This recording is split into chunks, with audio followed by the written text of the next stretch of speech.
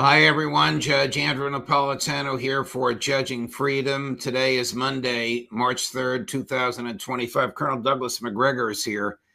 We will shortly be discussing, is Egypt getting ready for war with Israel? And what is the fallout from the famous or infamous press conference in the Oval Office on Friday afternoon?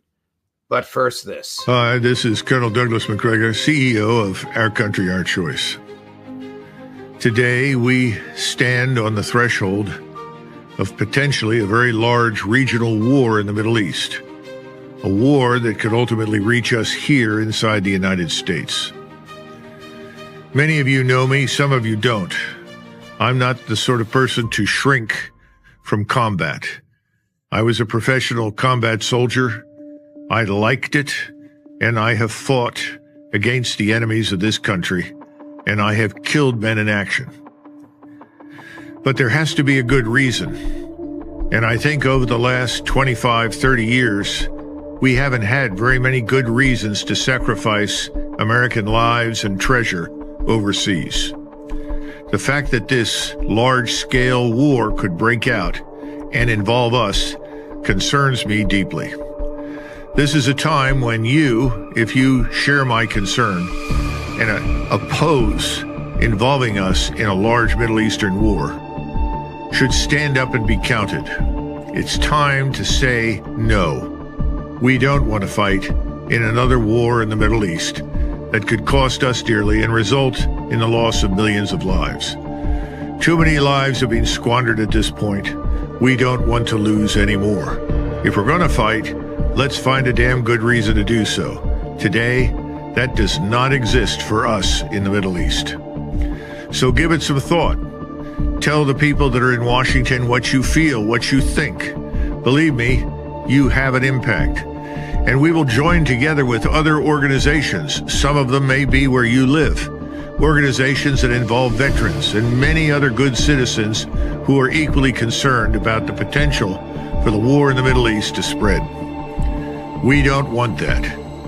We want a powerful United States that is prosperous, but we want peace abroad. And we can't build up this nation to what it should be unless we have peace abroad. We have the border to think about. We have illegal immigration to think about and criminality here at home to think about. We need to act on those. Tell the people that represent you in the House, in the Senate, at your local level, this is where we want to focus. Our focus and Operation Focus is very clear. We are opposed to another large regional war in the Middle East. We don't want to be part of it. We don't need it. And we think it's the wrong war in the wrong place for all the wrong reasons. Thank you.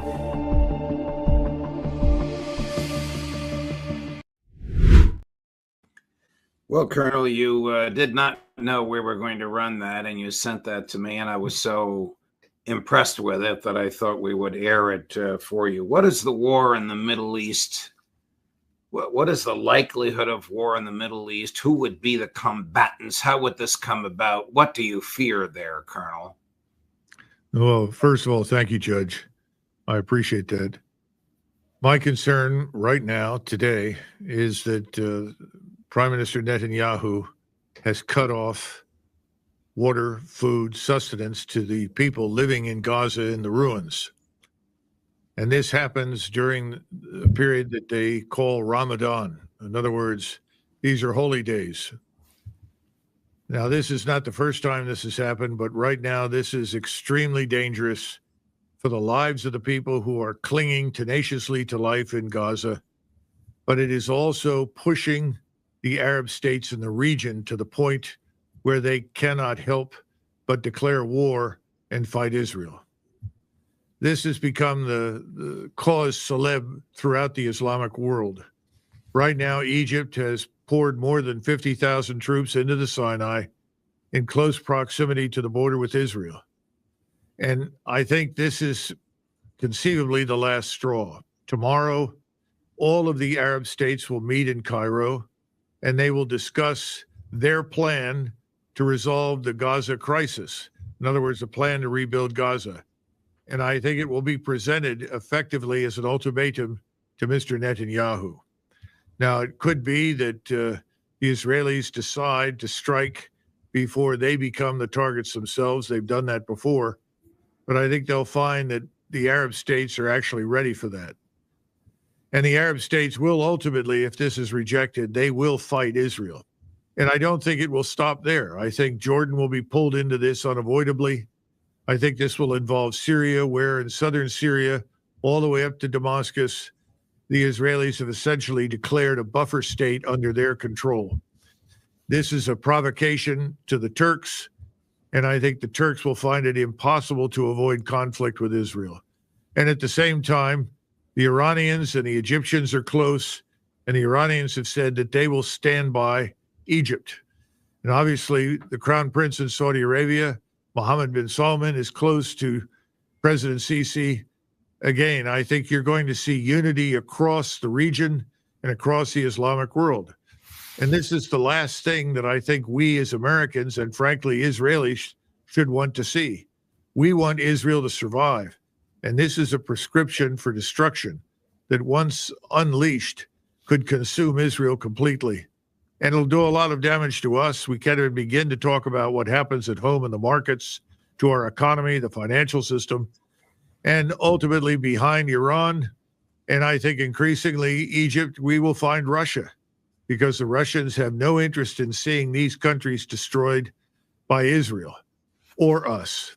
This is what I'm concerned about, because President Trump has just led us courageously down the path of peace in Ukraine, and it will happen. And I think President Trump got a foretaste of what he's going to get from those who have pushed this terrible, evil proxy war under the leadership of this criminal regime in Kiev. And I think he's going to brush that aside. He's going to make peace with the Russians, and we're going to find a way forward together.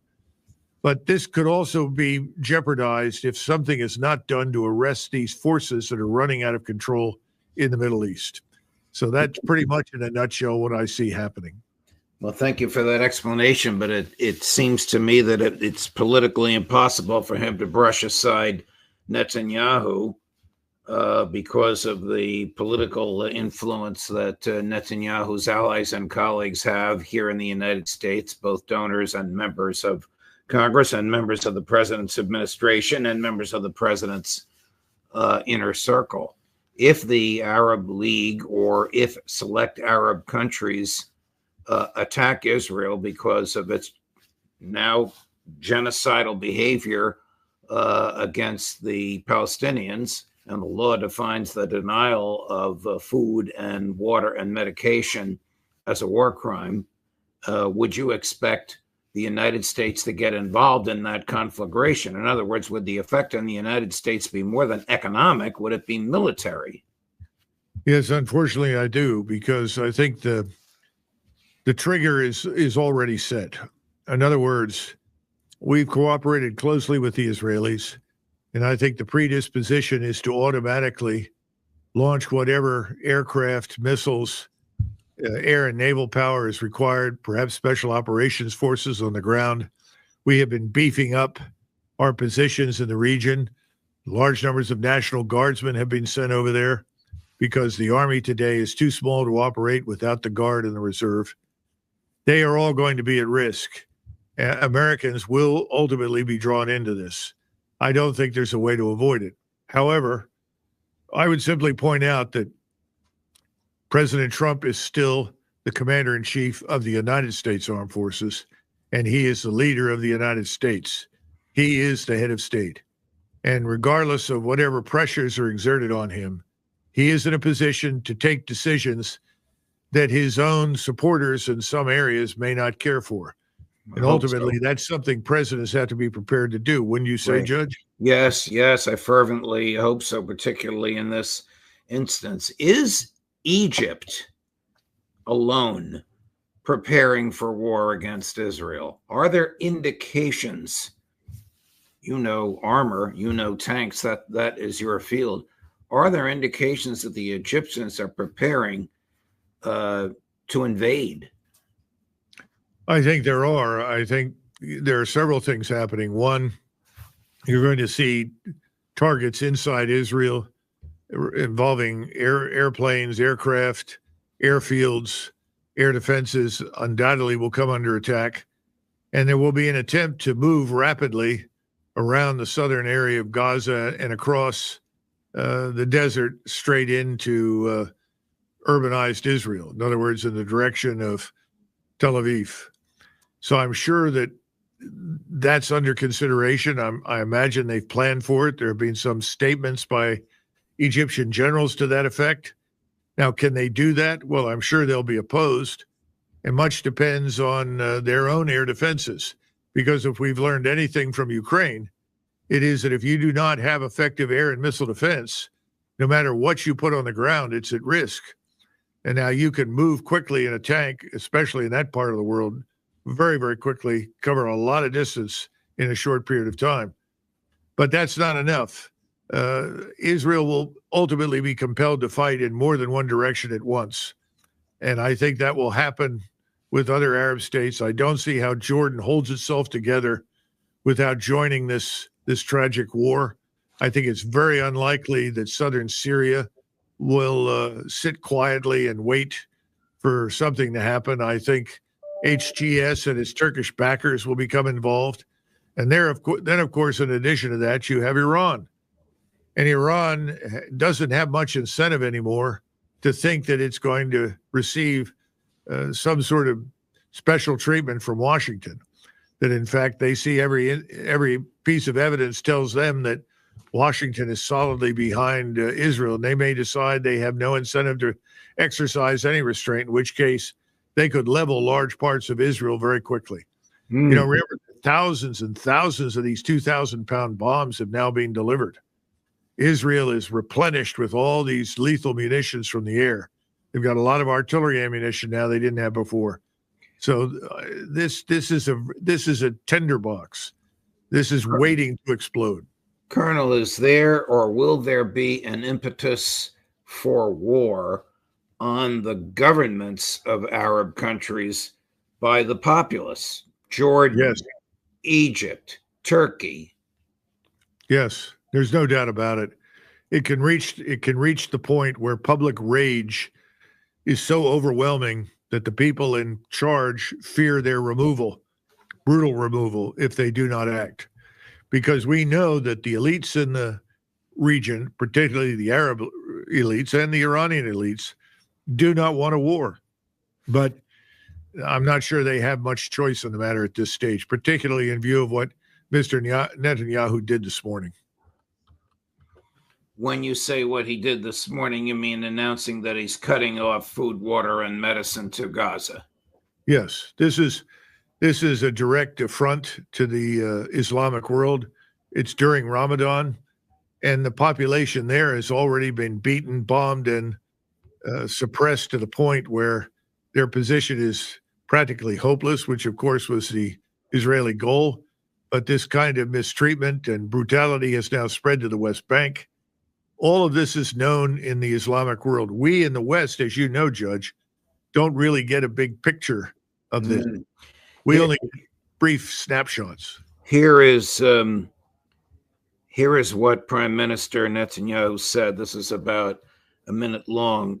It has to be so thoughtless and vicious and indifferent to human life that they would make and even to their own security, that they would make a decision like this during Ramadan. But let's watch what he said first, and then I'll elicit your comments. Upon the conclusion of the first stage, and in light of Hamas' rejection of the Witkoff framework, we decided at last night's discussion that as of this morning, the entry of goods and supplies into Gaza will be prevented. It must be emphasized, Hamas currently controls all of the supplies and goods that are being sent to the Gaza Strip. It is abusing the Gazan population that is trying to receive the aid. It is shooting at them and is turning the humanitarian aid into a budget for terrorism directed against us. To this, we will not agree in any way. If Hamas continues to stick to its position and does not release our hostages, there will be additional consequences, which I will not detail here. As of today, we have returned 196 hostages, and I remind you that at the start of the war, there were those who doubted our ability to return even one hostage. Well, there you have it. He's indifferent to human life. He's been indifferent to human life his entire adult career. They don't care how many people die. What is the United States going to do about this? Probably nothing. Well, let's say he's indifferent to the lives of people who are not Israeli Jews. Right. Let's be specific about that. I'm sure he's very concerned about the lives of Israeli Jews. Probably not enough, in my judgment, since I would argue that pushing the Arab states up against the wall to the point where they have no choice but to act themselves, it will lead to this larger conflagration that could involve the destruction of Israel itself. And I don't think he believes that, but I think that's a real danger. I'm not anxious to see Israel be destroyed. I'm not an enemy of Israel. But he's made it impossible for the Muslims in the region to cooperate with him. And this statement is laced with a lot of things that are simply false, but it doesn't make any difference because he trades in falsehoods routinely. There's a one-way street. It's his way or the highway. And so I think war now is inevitable.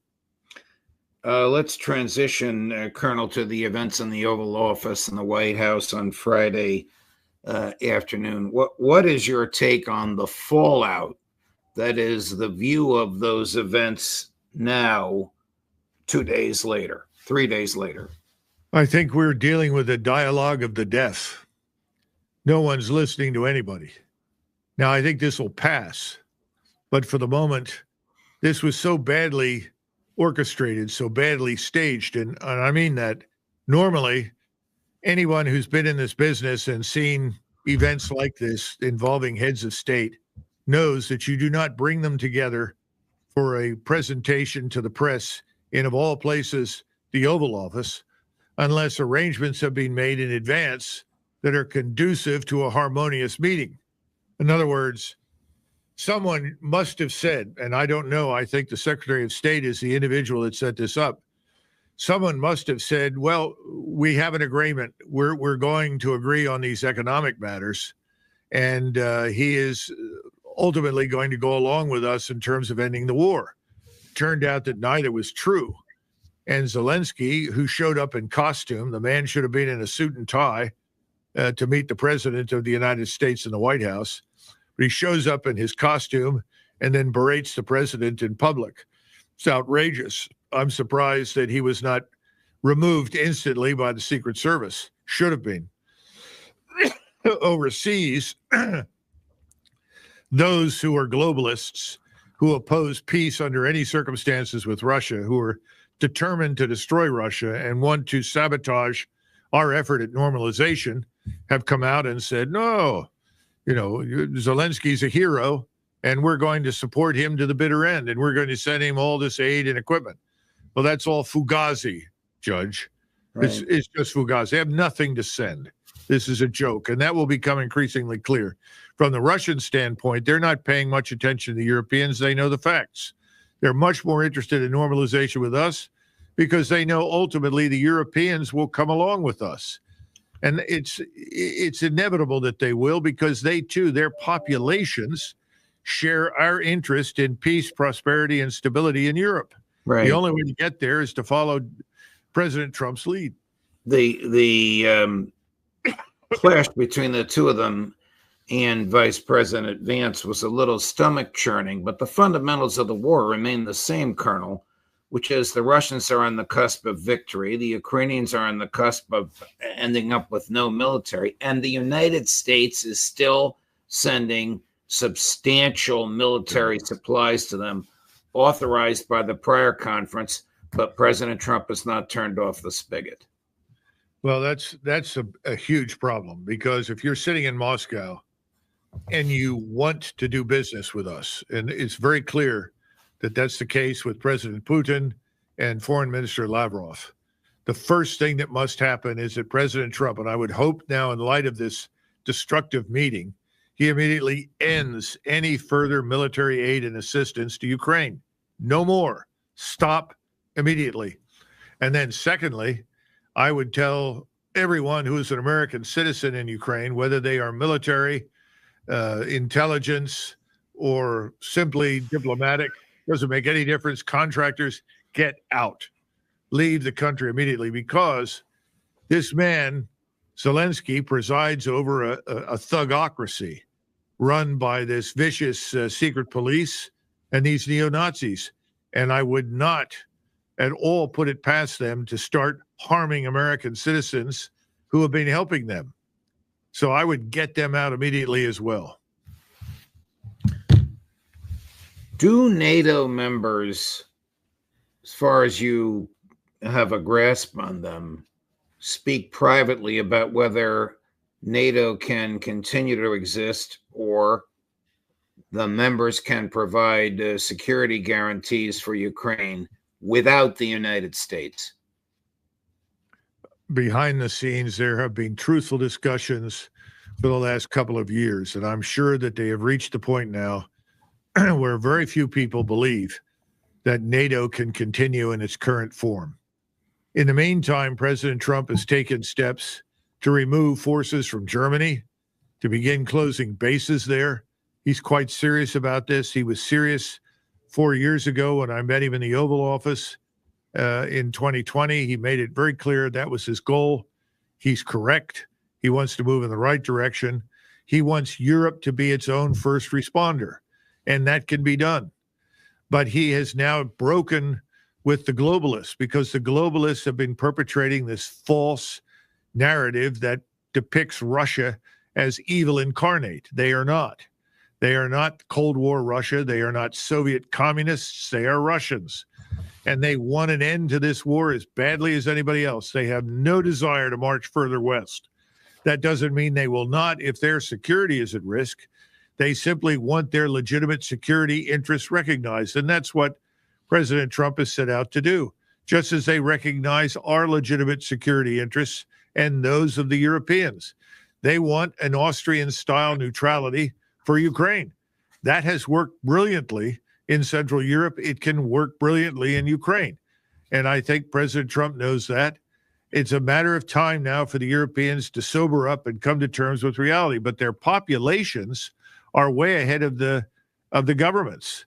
Even Tusk in Poland, who is hardly an opponent of globalism, he is a globalist, has said under no circumstances would Polish troops contribute to any peacekeeping force in Ukraine. Well, hallelujah, thank God. It's time to get this out in the open, but an end to this nonsense. The Fugazi is in London. The Fugazi is in Paris. And I see no evidence that the Germans want anything to do with that nonsense.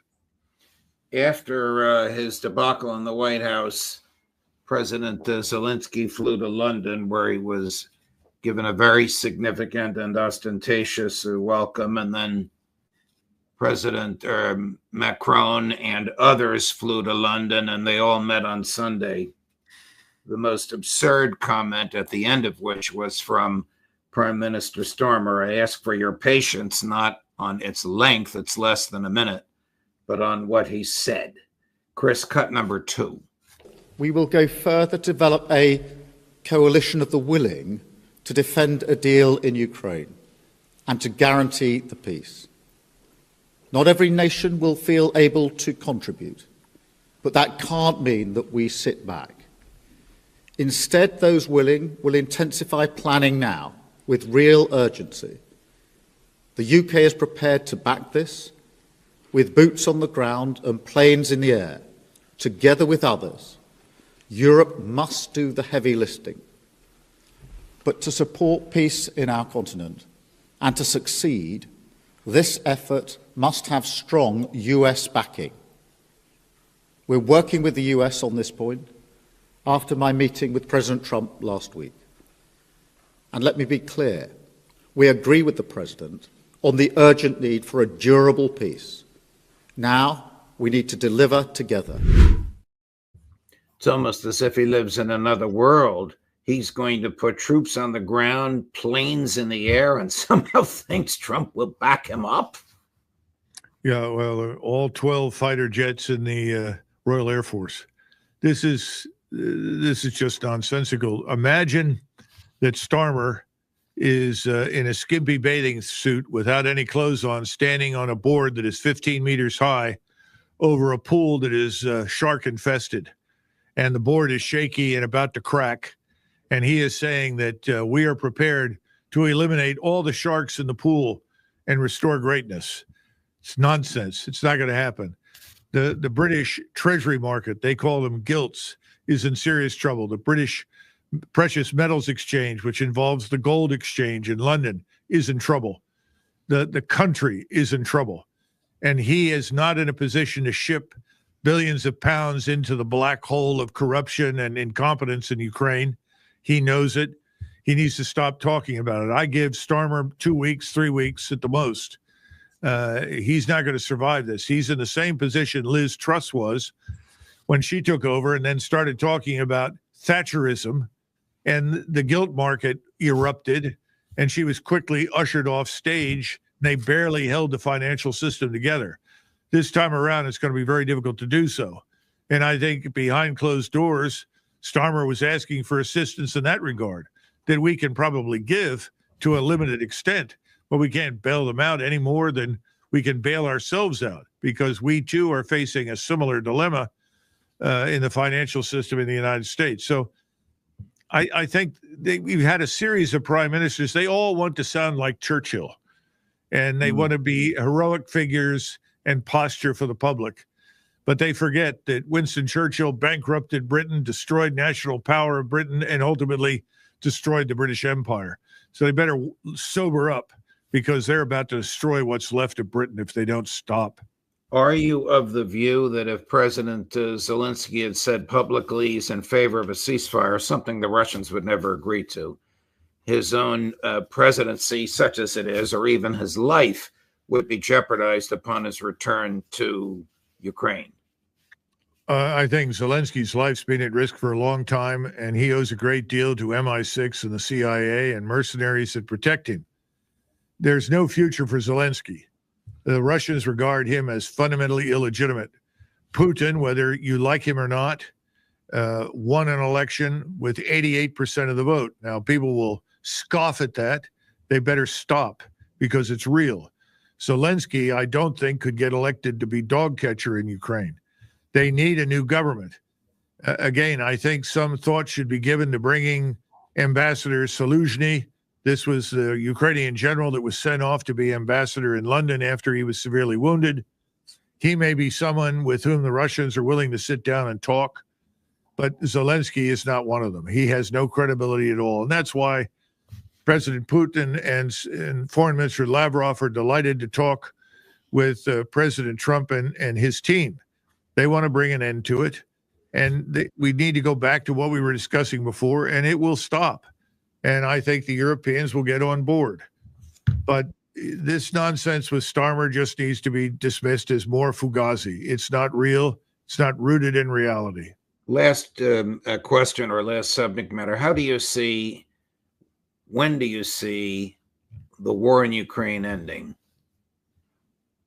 I think it will end exactly as Foreign Minister Lavrov said it would, on Russian terms. And I've been saying that for the last couple of years.